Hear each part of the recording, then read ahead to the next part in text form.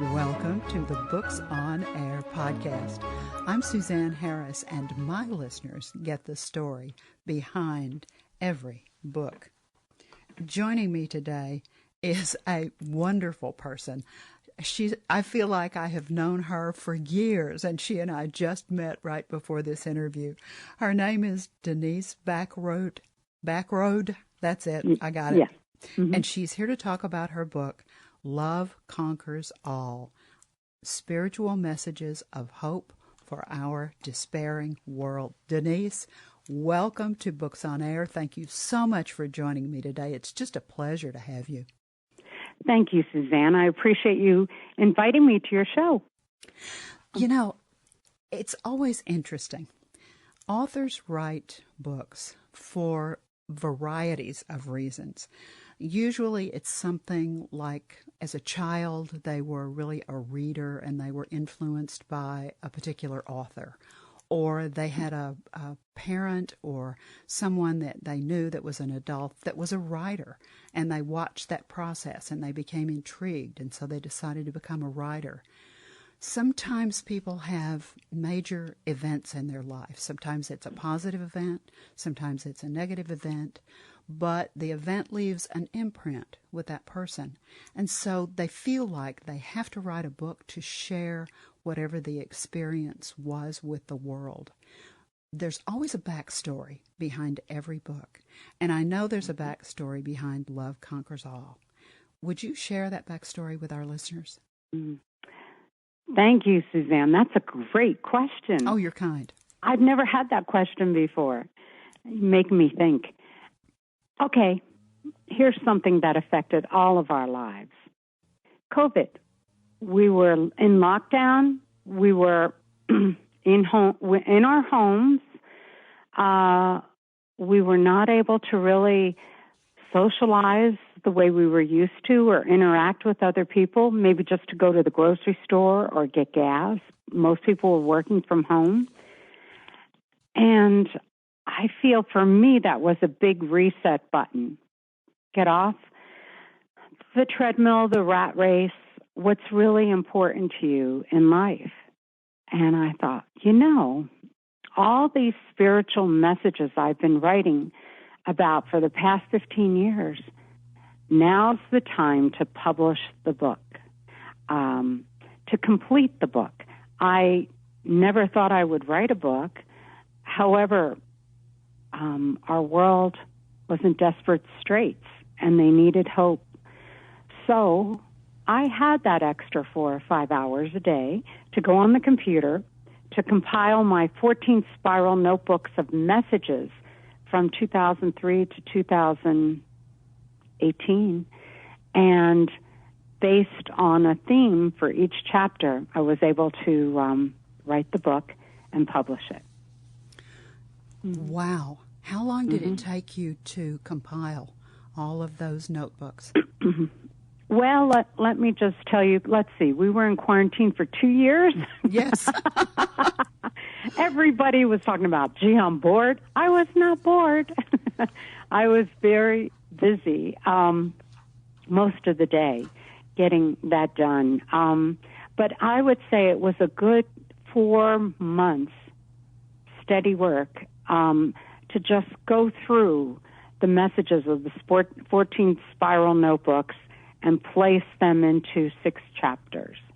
And each chapter goes from 2003 to 2018 based on that theme. And with this book, you wouldn't read it cover to cover. A lot of my friends just have it on their night table, and they'll pick it up, and whatever page it opens up to, they'll read that message. But they are messages of hope, and that's how people read the book now. Let's time travel. Okay. Let's go back to 2003. You've just opened that first notebook. Mm-hmm. Why did you decide to begin to write? Okay. Prior to 2003, I was receiving beautiful spiritual messages, and I would just listen to them.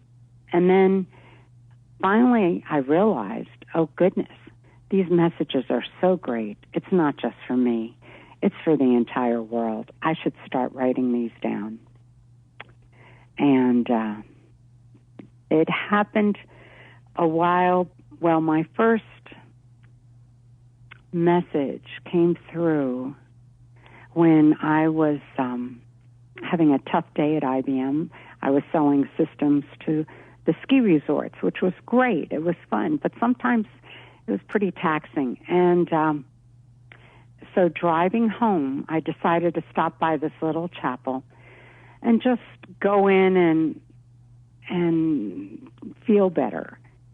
But, of course, I had to complain first. So I went up to the front of the church, and I saw a statue of the Blessed Mother, and she looked so beautiful on this cloud. And I looked up at her, and I was in my pity pot from the tough day I had. And I looked at her, and I said, "You are so lucky. You never had to sell computers. You had an easy life." That's what I said. And then I heard her voice. This was the first time I heard the Blessed Mother's voice. And she said, "You think I had it easy?" And she was definitely a Jewish mother. Okay. And she said, "I was pregnant before I was married, and then I had to watch them kill my son on the cross." Well, at that point, I was humiliated. I felt so badly. I just thought, oh, God, what did I do? And then I heard her talking a little more to me, just calming me down. And then as I walked out of that little chapel to get into my car, I was thinking, what just happened in there? Did that really happen? Did I really hear Mary's voice? And when I opened the door to my car, it was filled with the fragrance of roses. And that was a verification that, yes, I did hear her voice. And I am getting these messages. So that's how it started. You had never written anything before? You didn't write in school? Well, assignments, like essays or whatever. I did well, but I never thought about being a writer. How interesting. That's fascinating. Let's talk not about... the usual course. No, it's not. It's really interesting. Let's talk about the contents of the book. Let's do an overview of the book, and then let's focus on some of the points that you think are really important for our listeners to know about. So let's start out and do a kind of a general, broad overview for them. Okay. What I can do is read to you, Suzanne, from my preface, because that's pretty much the overview. Perfect. Okay? Perfect. Thank you. Okay. This book was meant to give hope to a world of despairing people due to government corruption, sexual abuse, and human trafficking. I asked God, what do we make of all this? He told me it all needed to rise to the surface so that we would become aware of what is actually happening in our world today, that we would no longer tolerate such behavior, and it is paving the way for peace on earth. Many of these messages give us comfort while going through contentious situations. Hopefully, these messages will be of great help to you. Also note that Dear Child begins each message because we are children of God. And then I just said, enjoy the book. I think that's perfect. I think that's exactly what our listeners wanted to hear. Who's your target audience, Denise? Who are you really aiming this for? When you started to write the messages down in 2003, did you have anybody in mind? Suzanne, I had the world in mind. I did, the entire world population.